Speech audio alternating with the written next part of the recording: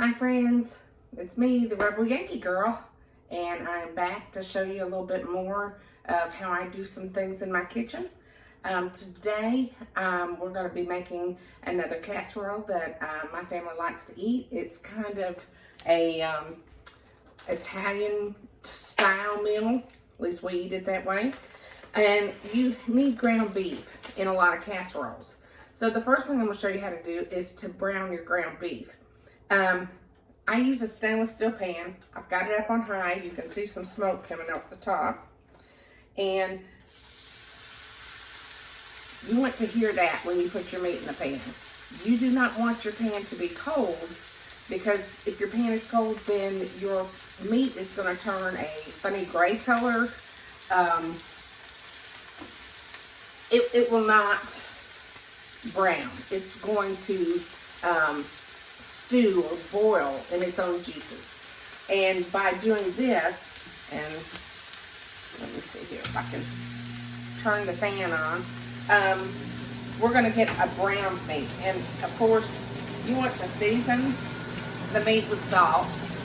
And I hope this fan isn't too loud. It is kind of loud. You need salt and pepper in the meat when you're cooking it, not after.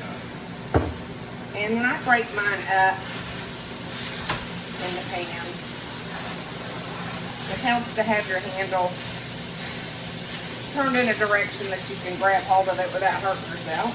But you need to break this big lump of meat up into pieces. You don't want it in one big piece in the pan. But you don't want it to go silent like it's doing right now. This is getting quiet on me. I don't want it to be quiet. I want this.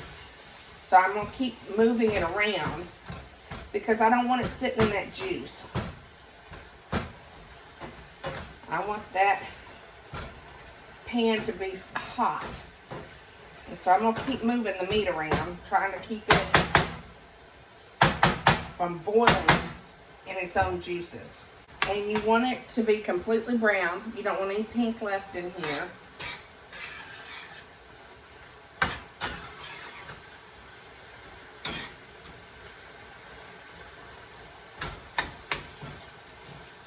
Just keep moving the meat around in the pan. And you don't want it to be gray. You want it to have a nice brown color to it,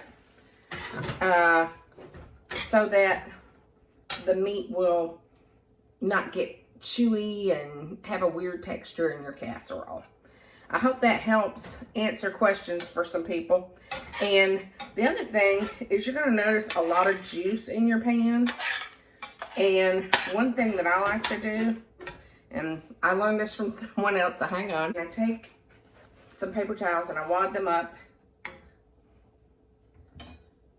Turn this burner back on because this meat needs a little more cooking. But I just take it and put it in the pan, and I kind of tilt my pan a little bit so that that paper towel absorbs that grease. Now, some people, I see them pour their grease down their drain. My dad was a plumber, and that was a big no-no in our house. No grease, nothing in the drain but soap and water ever.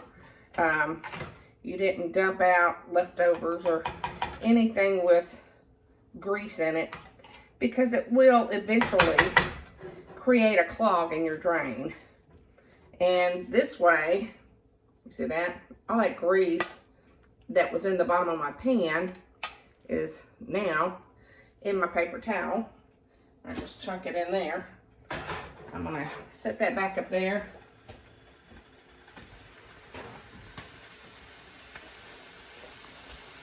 I'm gonna take some more paper towel because there's still a lot of grease in this.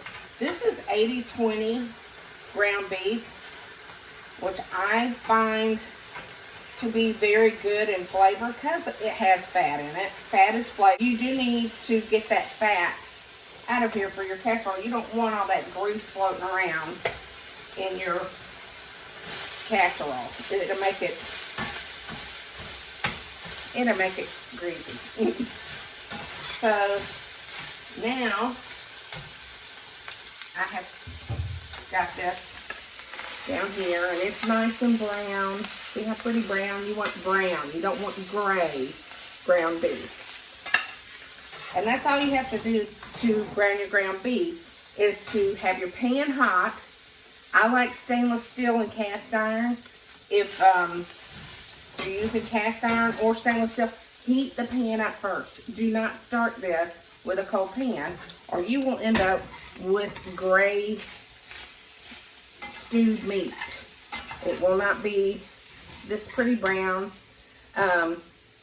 color that you want. So I'll be back in a few minutes and we'll fix our casserole.